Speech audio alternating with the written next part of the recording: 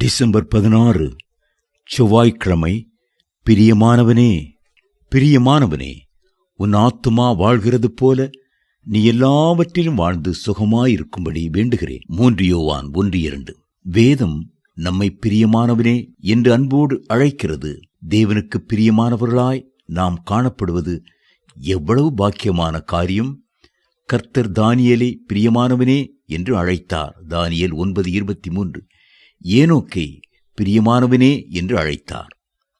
கர்த்தர் இன்றைக்கு நம் ஒவ்வொருவரையும் கூட பிரியமானவனே என்று அழைத்து ஆசீர்வதிக்கிறார்.